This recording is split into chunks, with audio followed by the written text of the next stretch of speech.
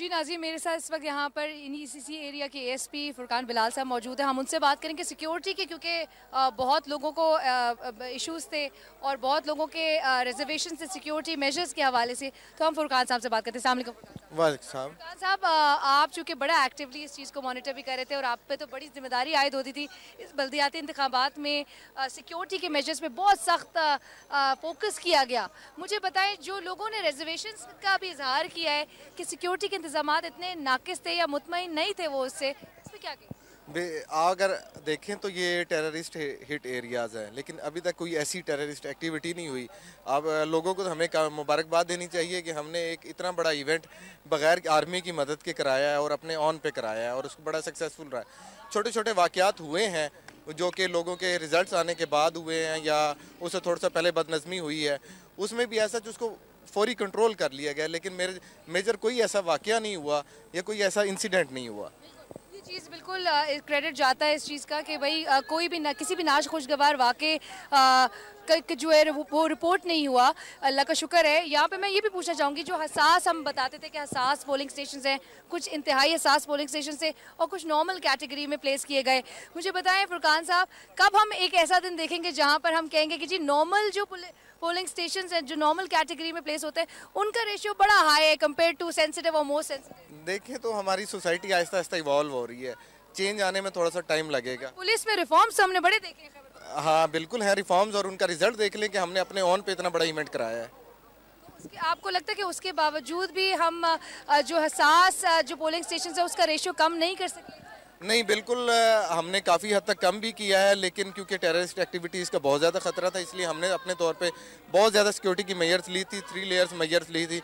और अभी भी बाकी इवेंट कुछ इवेंट हमारे बाकी हैं कि जिनमें हमने लोगों को बाहिफाजत जो है वापस पहुँचाना है मटीरियल के साथ, ताकि काउंटिंग और रिजल्ट मुकम्मल हो सके। फुरकान साहब, नागमान और कुछ इस तरह के एरियाज़ को रिपोर्ट किया गया हमारे रिपोर्टर्स की तरफ से कि वहाँ पर एरियल फायरिंग और ओवरऑल खुलेआम जो है लोग फायरिंग करते हुए जो है सड़कों पे निकल आए, आपस में एक दूसरे से क्लैशेस भी पार्टीज के वर्कर्स के नजर आए। उनके खिलाफ क्या होगा और उसको कंट्रोल क्यों नहीं? मैं अभी आते हुए आपके रिपोर्टर को यही बता रहा था कि पीछे वाले जो चौक पे था अभी 5-1 मिनट पहले उस पर भी एक एरियल फायरिंग का इंसिडेंट हुआ। मैंने खुद उस बंदे को अरेस्ट किया और उसके खिलाफ FIR दे दी गई है।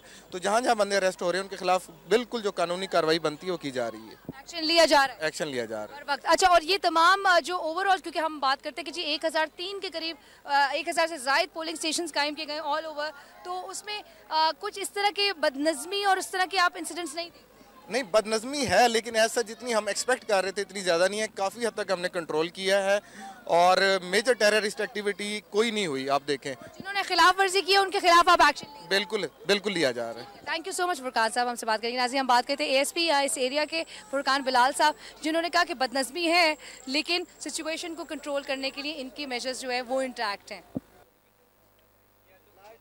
और नाज़रीन, फुरकान बिलाल साहब जिस तरह से हमें बता रहे थे कि सिचुएशन को बहुत हद तक कंट्रोल किया हुआ है, लेकिन मैं ये भी बताते चलूँ कि गैर मुसद्दक़ा इत्तलात के मुताबिक काफ़ी ऐसे इलाके हैं, कई ऐसे इलाके हैं जहाँ पर काफ़ी लड़ाई झगड़े और हमें इस तरह के क्लैशेस के जो है वो रिपोर्ट सामने आ रही हैं। अच्छा, हम कुछ बात करना चाहेंगे बल्दियाती इंतखाबात की स्ट्रक्चर के हवाले से। उसमें जो स्ट्रक्चर में तब्दीली की गई है और कुछ इख्तियारात पे भी बड़ी बहस की जा रही है, क्योंकि अब कहा जाता है कि जी फ़ंड्स रिलीज़ करने के लिए वो सारे इख्तियारात CM साहब के पास हैं। तो परवेज़ खटक साहब जिनसे खुश होंगे उनको फ़ंड्स रिलीज़ होंगे, या फिर जो है जिनसे नाराज़ होंगे उनको फारिग कर दिया जाएगा?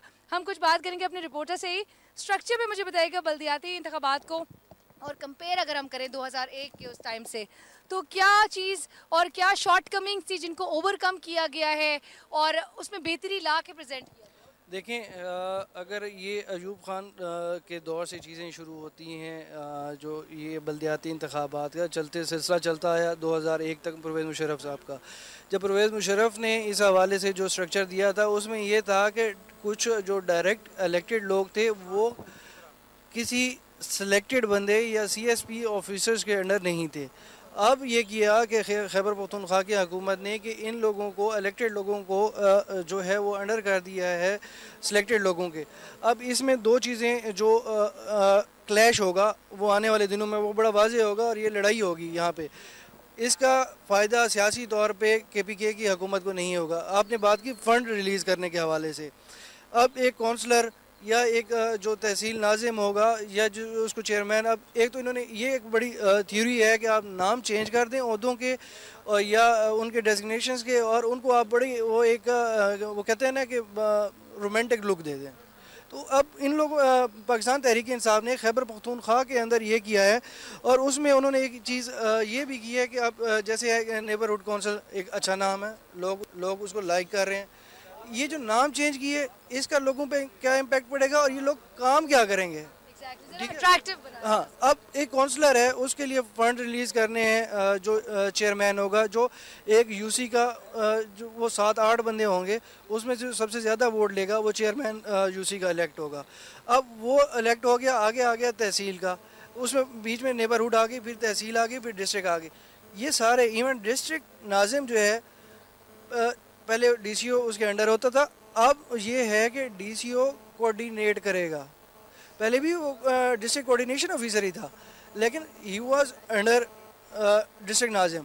अब वो उसके अंडर नहीं होगा, अब वो वाकई सिर्फ कोऑर्डिनेट करेगा और वो कोई उसका हुक्म नहीं मानेगा, उसका इख्तियार रखता है। अब तीसरी चीज़ ये है, उसके बाद फंड्स के हवाले से जो इशू आएगा, अब डिस्ट्रिक्ट नाजिम ख़त लिखेगा चीफ सेक्रेटरी को, चीफ सेक्रेटरी पूछेगा वज़ीर आला से कि जी फ़ंड रिलीज़ करने। अब वज़ीर आला कैसे हो सकता है कि एक सियासी जमात से मुंतखब होकर आया है, ठीक है, वो एक सूबे का वज़ीर आला है, लेकिन हमारे यहाँ जो एक ट्रेंड चलता आता है कि जो जिस जमात का वज़ीर ताल्लुक़ रखने वाला लीडर होता है वो उसी को सपोर्ट करता है। अब पाकिस्तान तहरीक इंसाफ कैसे बर्दाश्त करेगी कि ANP या JUIF या दूसरी जमातें कौमी वतन पार्टी को के नाज़िम को फ़ंड देंगे?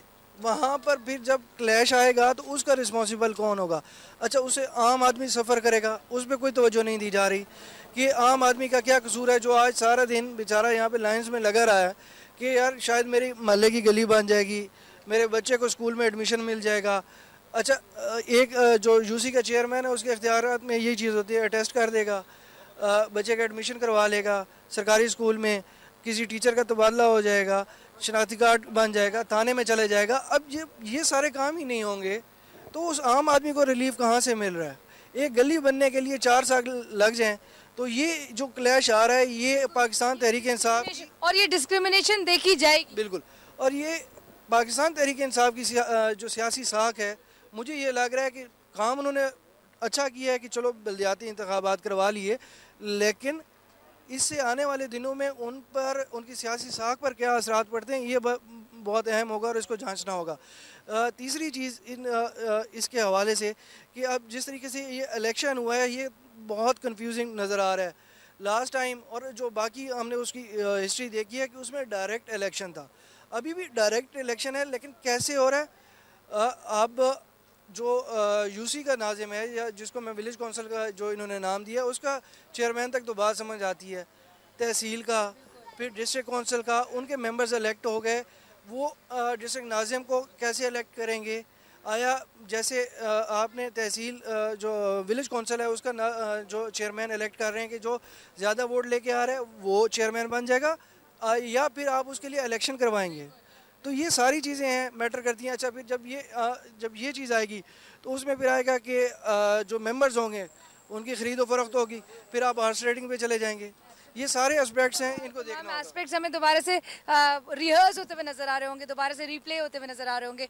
अच्छा, हम जिस तरह बात करें कि डिस्क्रिमिनेशन वगैरह भी दिखी जाएगी, और सेकेंडली हम ये भी बात कर रहे थे कि सूबे में हुकूमत क्योंकि तहरीक इंसाफ की है, और ये बात बहुत खुशाइंद है कि बल्दियाती इंतखाबात इतने 10 साल के बाद कराए जा रहे हैं, इसको बहुत पॉजिटिवली लेना चाहिए और आगे अगले सूबों में भी हम देखेंगे और इस ट्रेंड को आगे फॉलो होना चाहिए। लेकिन जो धांधली और जो फ्री एंड फेयर जिस तरह से जो नारे हम देखते थे तहरीक इंसाफ की जानिब से, सूबे में तो इंश्योर किए जा सकते। इस हवाले से एक चीज़ बताऊंगा कि हमें बलूचिस्तान को क्रेडिट देना चाहिए कि वो लोकल बॉडीज़ करवा के उनके इलेक्टेड बंदे रिस्पॉन्सिबिलिटीज़ उन लोगों ने शुरू कर दी हैं और वो अब अपना मुकम्मल तौर पर काम कर रहे हैं। KPK उसके बाद दूसरा सूबा है। अच्छी बात है कि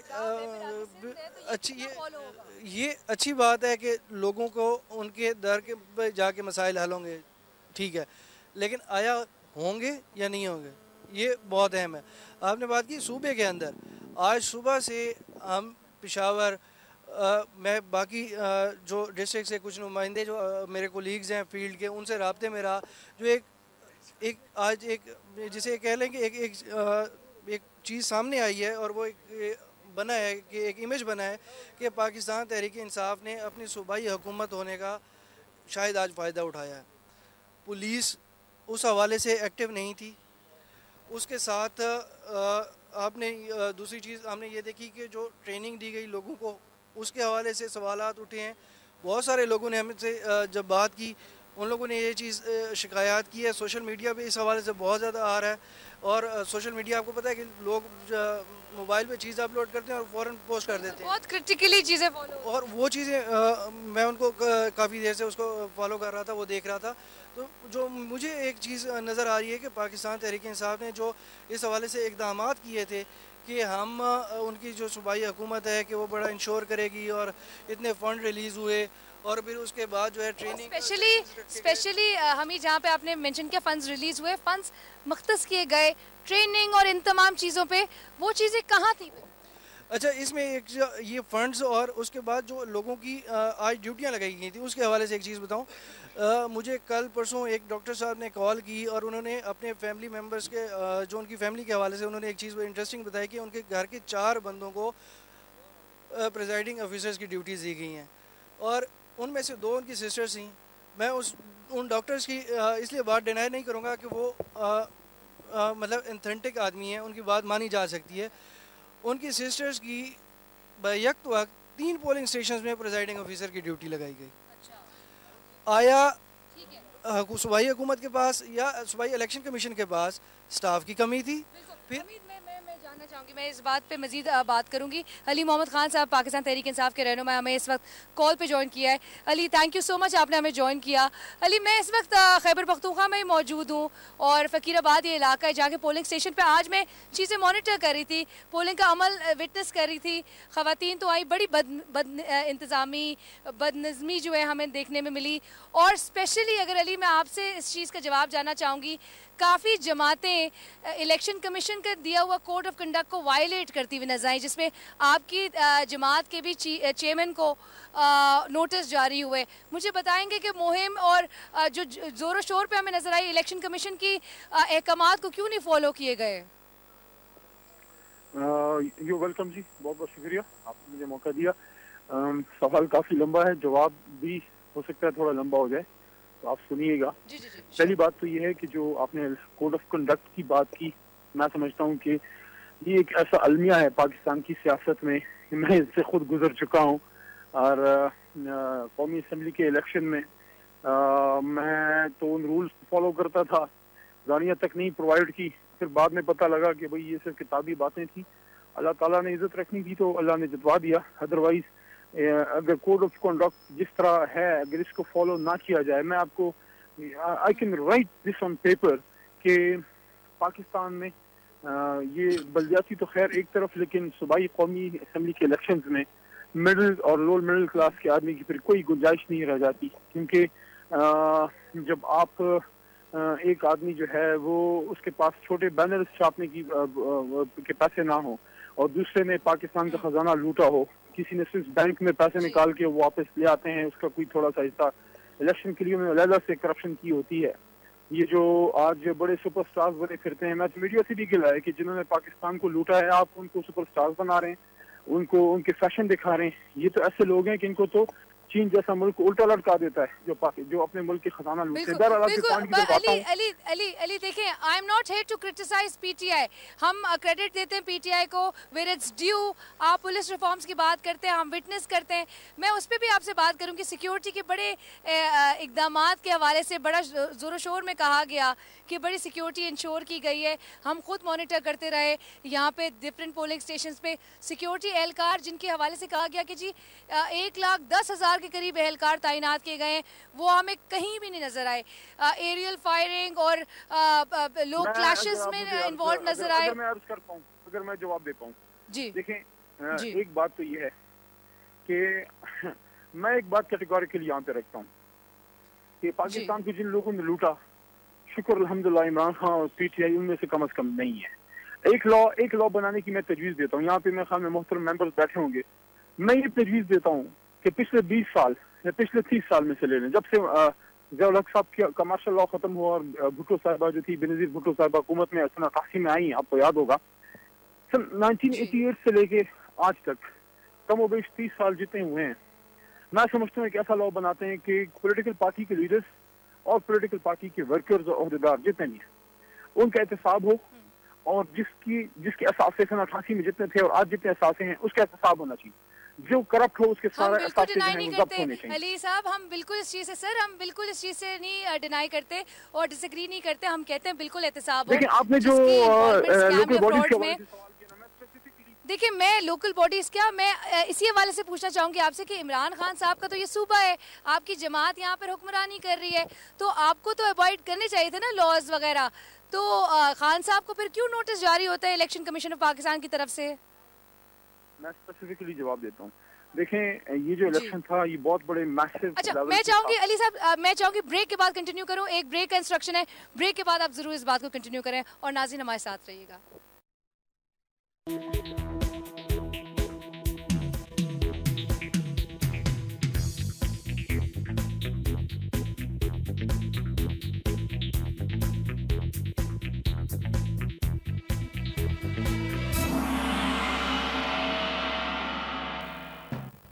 Nazi, welcome back after the break. Break से पहले हमें ज्वाइन किया था पाकिस्तान तहरीक के रहनुमा अली मोहम्मद ख़ान ने और हम उनसे बात कर रहे थे।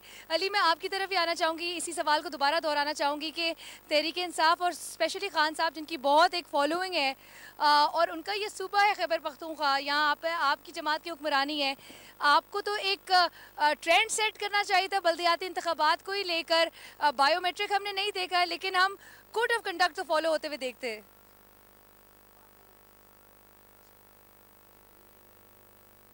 अली, आपको मेरी आवाज़ आ रही है?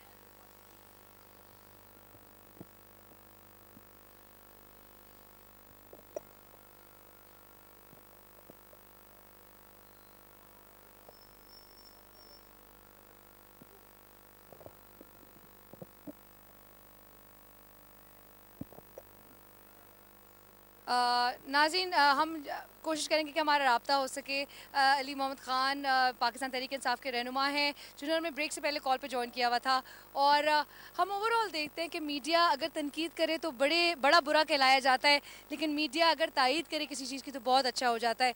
तो मीडिया का तो काम है रिस्पॉन्सिबली हक़ाइक़ आप तक पहुँचाना, नाज़रीन तक पहुँचाना। और हम आज पूरे दिन भर मैं और हमारे तमाम रिपोर्टर्स यहाँ पर रिपोर्ट्स करते रहे यहाँ के एक एक इंसिडेंट के हवाले से, और जो भी यहाँ की सूरत हाल थी आपको लम्हा ब लम्हा हमने अपडेट दिया उस हवाले से। और जो पोलिंग स्टेशन के बाहर हम मौजूद थे, हम अंदर भी गए, ख़वातीन का एक जमे गफ़ीर था। मैं ख़ुद भी लिटरली जिस तरह से ख़वातीन क्लैश आपस में कर रही थी डिफरेंट जमातों की, तो वो चीज़ें बदनज़मी की कैटेगरी में आ जाती हैं और वो तमाम चीज़ें जो है वो एड्रेस होनी बहुत ज़रूरी थी। ये ज़िम्मेदारी फिर किस पे आयद होती है? हम जो बात कर रहे थे, मैं अपने रिपोर्टर से जो बात करी थी कि जो इतने फ़ंड्स एलोकेट किए गए थे या इतने फ़ंड्स रिलीज़ किए गए थे ट्रेन करने के हवाले से और तमाम इंतज़ामात के हवाले से, तो वो चीज़ें हमें क्यों नहीं दिखाई दी। लेकिन अब आगे आने वाले दिनों में हमें पंजाब और हमें सिंध में भी ये इलेक्शंस होते हुए नज़र आएंगे लोकल बॉडी के, और हम उम्मीद करते हैं कि जो चीज़ें यहाँ पर हाईलाइट हो रही हैं हम उससे सीखें, हम वो इरेगुलरिटी जो है वो दूर करें, उनको एड्रेस करें और एक अच्छा ट्रेंड सेट करते हुए हमें नज़र आए, क्योंकि बड़े ही अरसे बाद, बड़े तवील अरसे बाद ये हमें इंतखाबात होते हुए नज़र आ रहे हैं।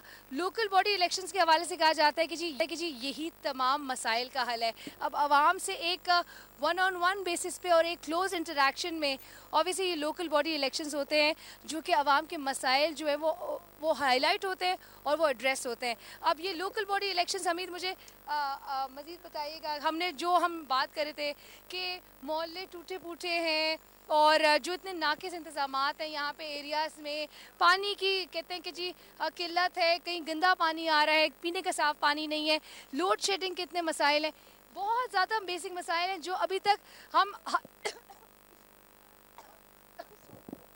अलमिया ये है कि यहाँ पर जो एक चीज़ है कि हमारे यहाँ एक सिचुएशन बनती है कि हमेशा एक ये हुक्मरान जो हैं, जो हुक्मरान वक्त होते हैं, वो दूसरे पे बात डाल देते हैं और वो ये कहते हैं कि माजी की हुकूमत आई उन्होंने ये किया। अब यहाँ पर हम कल से हैं, मुख्तलिफ यूसीज़ में गए हैं, हालात देखे हैं, मसाइल का अंबार है आम आदमी के लिए जो आम गली मोहल्ले में रहता है। उसको कौन हल करेगा, उसकी किसकी ज़िम्मेदारी है, ये समझने की ज़रूरत है। मिसाल के तौर पर कराची के हवाले से एक बड़ी बात की जाती है कि MQM आजकल वहाँ पर पानी के हवाले से बहुत ज़्यादा उसमें एक नज़र आ रहा है कि जी उन्होंने वहाँ पे एक धरने दिए जा रहे हैं और इसे को एक नेशनल इशू बनाने की कोशिश की जा रही है। हमारी जमातें जो है वो आपस में एक दूसरे की क्रिटिसिज्म में तो लग जाती है, एक दूसरे के जो फ्लॉज होते हैं वो तो हाईलाइट कर देते हैं, लेकिन जब अपने ऊपर आयद होती है वो चीज़ और आपको एड्रेस करने की बात आती है तो वो चीज़ बिल्कुल यही ऐसे ही है कि अब जब होना अब ये चाहिए कि अब सियासत का ट्रेंड चेंज होना चाहिए। बात की जाती है हमारे यहाँ कि जमहूरियत को हम परवान चढ़ा रहे हैं और जमहूरियत मजबूत हो रही है। जब जमहूरियत मजबूत तब होती है जब लोगों के मसाइल हल होना शुरू हो जाएं। आम आदमी जो पाकिस्तान में जो जिसको हमेशा से कहा जाता है कि हर सियासतदान यही नारा लेके आता है कि मैं गरीब की गुर्बत जो है दूर कर दूंगा, उसके हालात बदल दूंगा, उसको बड़े ख्वाब दिखाए जाते हैं। खान साहब खैबर पख्तूनख्वा में यही नारा लेके आ रहा है और उनको खैबर पख्तूनख्वा के लोगों ने मौका दिया है। अब चाहिए फ़र्ज़ ये बनता है कि वो इस हवाले से काम करें। अब जैसे मोहम्मद ख़ान साहब जो है वो थोड़ी देर पहले शायद गुस्सा कर रहे थे और वो इस चीज़ पे नालां नज़र आ रहे थे कि हम तनकीद कर रहे हैं। उन्हें ये चीज़ समझनी चाहिए कि कोताहियाँ जो हैं उनको बेहतर किया जाना चाहिए और कोताही जो है वो उसको हमेशा बेहतरी की ज़रूरत होती है। अगर हम एक चीज़ को किसी कोताही को पॉइंट आउट कर रहे हैं तो वो खुदारा उसको तनकीद ना समझें और वो उसको अच्छाई ये समझें कि हम उनके लिए उनको हेल्प आउट कर रहे हैं कि ये चीज़ निशानदेही कर रहे हैं, हमारा काम है निशानदेही। बिल्कुल हम निशानदेही कर रहे हैं और वो उस चीज़ को बेहतर बनाएं। अब ये कहा कि जी 35 करोड़ रुपया हमने इनके एहलकारों के लिए दिया। आज हाल देख लिए कि अवाम जो है, वोटर्स जो हैं, सपोर्टर्स, वो सारा दिन लड़ते रहे हैं। अच्छा, इस सारे उम्मीदवार ये गिला कर रहे हैं। अच्छा, आपने पोलिंग अमले को अच्छी ट्रेनिंग करवाई कि आधे से ज़्यादा लोग जो हैं वो वोट कास्ट करने से रह गए हैं और इतना स्लो प्रोसेस था, उसका किसका कसूर है? इवन यहाँ पे हुक्मरान जमात अली मोहम्मद ख़ान साहब को ये मैं बताना चाहता हूँ कि आपके PTI के सपोर्टर्स, आपके वोटर्स ऑन दी मीडिया आपसे आज गिला करके गए हैं मुख्तलिफ चैनल्स पे और सिर्फ वक्त न्यूज़ से उन्होंने गिला नहीं किया बल्कि मुख्तलिफ चैनल्स ने ये चीज़ दिखाई है और आप इस चीज़ को तनकीद ना समझें, अपने इससे आप इस्लाह करें ताकि आने वाले दिनों में आपके लिए जो है मसाइल पैदा ना हो। दूसरी बात कि जो इस हवाले से ओवरऑल एक सिस्टम के हवाले से हम बात करते हैं और उस चीज़ को एक ये कहा जाता है कि हम लोगों की हालात बेहतर करेंगे। आज जिस तरीके से पेशावर शहर के अंदर ख़ासकर जो अंदरून शहर है वहाँ के जो मसाइल हैं, पानी का मसला जो है और निकासी आब का मसला जो है पेशावर शहर का सबसे बड़ा मसला है और जितना वोट जो लोग वोट कास्ट कर रहे थे उनका उनका ये कहना था कि हम वोट इसी बेस पे कास्ट कर रहे हैं कि हमें जो पानी वो साफ़ मिलेगा। दूसरा उनका ये कहना था कि हमें जो है ये निकासी आब के मसाइल हल किए जाएंगे। तो आया ये चीज़ जब हम पॉइंट आउट कर रहे हैं तो ये तनकीद है, इसको तनकीद ना समझें। ये आपने सिर्फ एक दिन के लिए, मैं ये चीज़ मुझे समझ नहीं आ रही, 35 से 40 करोड़ रुपए का बजट और इतनी नाकिस कारकर्दगी इंतज़ामिया की, सूबाई इलेक्शन कमीशन की, पुलिस की और जो मैं तो इस सारी चीज़ का ज़िम्मेदार जो समझता हूँ वो जो सूबाई वज़ीर बल्दियात हैं जो इस सारे प्रोसेस को देख रहे थे, अनायतुल्लाह साहब आज दिन को भी वो एक जगह पे उन्होंने कहा कि जी बिल्कुल पुरअमन है और साथ ही उनकी ये स्टेटमेंट आ रही और साथ ही एक TV चैनल पे मैंने फुटेज चलती हुई उनको एक देखा कि वो दूसरी तरफ से जो है वो एक खैबर पख्तूनख्वा के एक ज़िले में कारकुनान आपस में लड़ रहे हैं और वो एक दूसरे पे फायरिंग कर रहे हैं। तो जब ये चीज़ें आती हैं तो फिर आपको एडमिट करना चाहिए कि हाँ जी बड़ा दिल करना चाहिए। जब अपेरेंटली इतना कॉन्ट्रडिक्ट खुद ही करते हुए नज़र आ रही होती हैं तो ये चीज़ एडमिट कर लेना चाहिए। हम कुछ बात करेंगे, मैं चाहूँगी कि मेरे दूसरे कॉरेस्पॉन्डेंट भी हमें ज्वाइन करें और हम उनसे बात करें ताकि जो गैर सरकारी गैर हतमी जो नताइज सामने आ रहे हैं, अब उसके मुताबिक भी नेक इन नेक कॉम्पिटिशन का कहा जा रहा था, वोटिंग के जो है वो अमल काफ़ी स्लो प्रोसेस का शिकार रहा और ओवरऑल खालिद हम देखते हैं कि वोटिंग का जो अमल था, पोलिंग का जो अमल था वो इंतहाई स्लो था, और जो इरेगुलरिटीज़ और जो हमने हाईलाइट की यहाँ से चीज़ें वो तो वहाँ पर थी, और ये तमाम पोलिंग स्टेशंस पे प्रिटी मच इसी तरह की हमें सूरत हाल नज़र आ रही थी। मुझे बताएं, गैर हतमी गैर सरकारी नताइज के मुताबिक अब क्या कहा जा रहा है? जी देखिए, नताइज के बारे में तो बाद में बात करेंगे। अब ये है कि शहर के मुख्तलिफ इलाकों में एहतजाजी मुजाहरों का सिलसिला शुरू हुआ है, और अब से कुछ देर कबल तकरीबन जीटी रोड जो कि मेन रोड है पेशावर का, वो तकरीबन आधे घंटे से ज़ायद वो वहाँ पर मुजाहिरीन ने बंद कर दिया था, और अब जो है इंतज़ामिया का उनके साथ मुज़ाकरात कामयाब हो गए हैं, और अब जो है रोड उन्होंने खोल दिया। इस तरह 4 सदर रोड मुजाहरे क्यों किए जा रहे हैं? मुजाहिरे अब तमाम पार्टियां जो हैं एक दूसरे पे इल्जामात आयद कर रही है कि धांधली हुई है। हर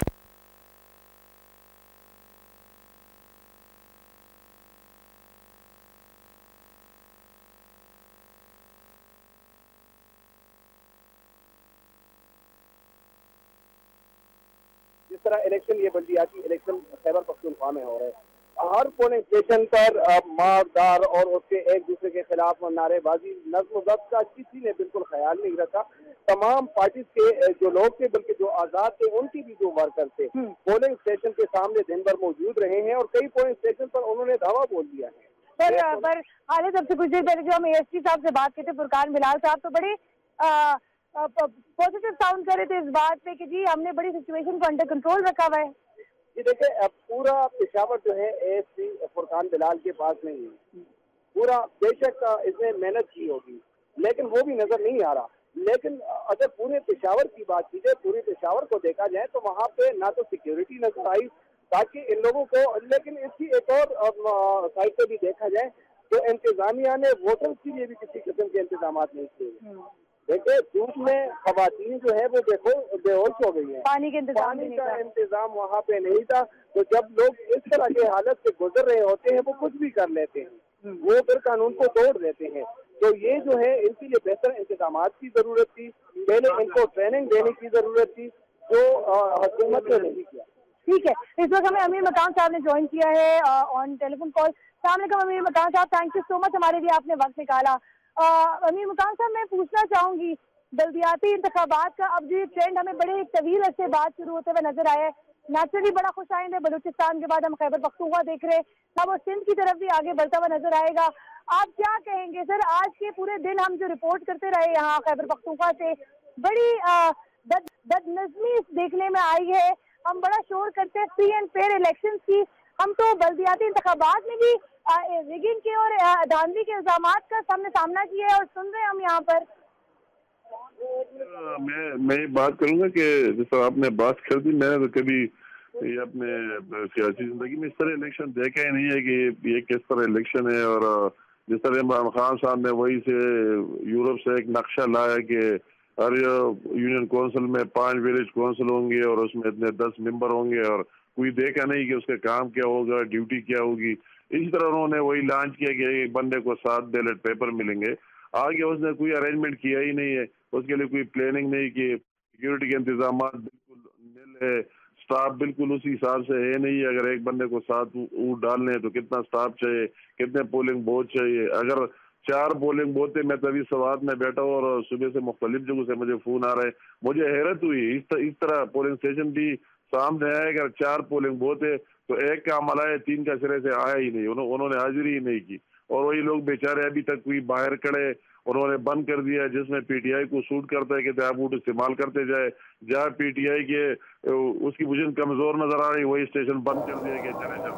वही डिस्ट्रिक्ट एडमिनिस्ट्रेशन से हमारा अभी तक कर रहे हैं, DRO से मुख्तलिफ जिलों में कई ने फोने बंद किए, कई कहता है मैंने नीचे बता लिया। वही चीफ मिनिस्टर साहब कहते हैं कि इलेक्शन कमीशन का काम है। इलेक्शन कमीशन को अगर कंप्लेंट करते हो तो आपको आपके एडमिनिस्ट्रेशन को कहेगा, आपके DC को कहेगा। DC आप ही की माताहत है और नीचे अमला आप ही की माताहत है।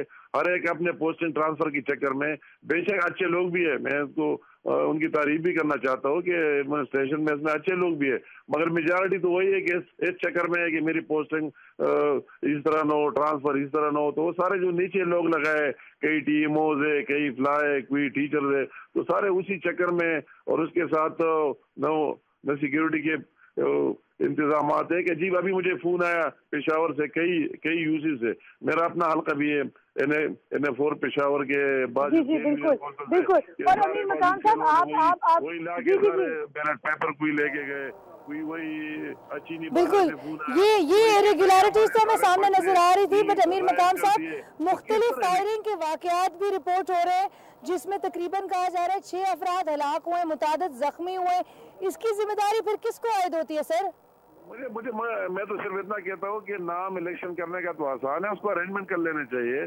इमरान खान साहब ने इस तरह निजाम लाया जिसको उसको खुद भी समझ नहीं आता है ये लोग करेंगे क्या। अगर ये यूनियन काउंसिल में 50 मेंबर बना रहे तो उसका काम क्या होगा? ये यूथ है, ये फ्लाई और उसको खुद भी पता नहीं क्या काम करेगा। तो उसको अरेंजमेंट तो कर लेना चाहिए था कि सही अरेंजमेंट कर ले सिक्योरिटी के, स्टाफ के, उसका कोई निजाम हो, हम किससे राबिता करें। तो एक मैं एज ए होल कहूँ कि इंतहाई नाक़िस इलेक्शन है। पाकिस्तान की तारीख में जितने इंतखाबात हुए तो मेरे ख्याल में इससे बदतरीन और बदनज़मी किसी और में सामने नहीं आई। अच्छा अमीर मकाम साहब, कानून साजी पे भी बड़ी बहस हो रही है कि फंड जारी करने के इख्तियारात CM साहब के पास है। अब क्या आप लगता है कि डिस्क्रिमिनेशन उस चीज में नजर आएगी आगे जाके? नहीं, मैं तो कहता हूँ कि कोई भी नहीं होगा, इन लोगों को न कोई इख्तियार होगा, ये बिल्कुल साफ बात है। उनकी ना अथॉरिटी होगी न इख्तियार होगी, वही चीफ मिनिस्टर के साथ इख्तियार होगा और वही मतलब है कि उनके MPs के साथ होगा, उनके MNAs के साथ होगा। आपने जिसको चाहे उसको देंगे, जिसको चाहे उसको नहीं देंगे।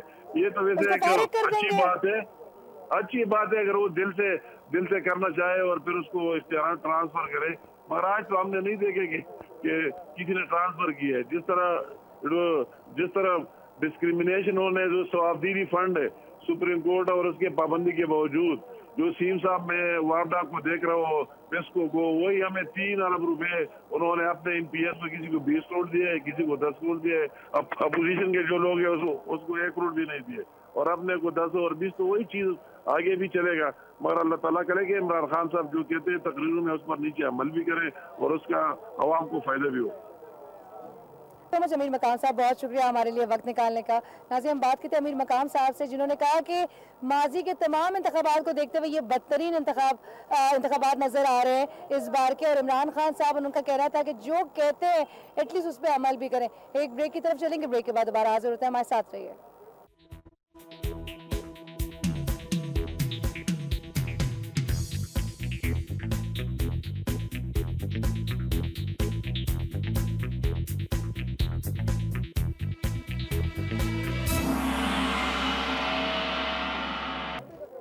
नाज़रीन वेलकम बैक। और ब्रेक से पहले हम बात करते थे अमीर मकाम साहब से, जिन्होंने कहा कि तारीख का ये बदतरीन इंतखाबात नज़र आए हैं, जितनी इरेगुलरिटी सामने आई हैं, जिस तरह के हालात सामने नज़र आए हैं, और स्पेशली जबकि पाकिस्तान तहरीक इंसाफ के चेयरमैन इमरान खान साहब जितनी बातें करते थे उनका कहना था कि उतनी बातों पे अमल भी ज़रूर किया जाए। अच्छा बहरहाल मुख्तलिफ जमातें मुख्तलिफ राय ज़रूर रखेंगी, लेकिन उम्मीद यही की जाती है कि बल्दियाती इंतखाबात में जो उम्मीदवारान की जानिब से दावे और जो वादे किए जाते हैं, जिनमें अवाम की हुकूक को, अवाम के मसाइल को सर फहरिस्त रखा जाता है, उसको टॉप प्रायोरिटी की देने की बातें की जाती हैं, उनकी तामीर और तरक्की के लिए, उनके इलाकों को बेहतर बनाने के लिए, उनकी गली कूचों को रोशनियों का शहर तब्दील करने में वो हमें जो है वो अमल होते हुए नजर आए, वो दावे हमें पूरे होते हुए नजर आए, वो वादे हमें इस तरह के वादे ना रहते हुए नजर आए कि 2009 से हम सुनते आ रहे होते थे जब लोड शेडिंग का खात्मा हो रहा था।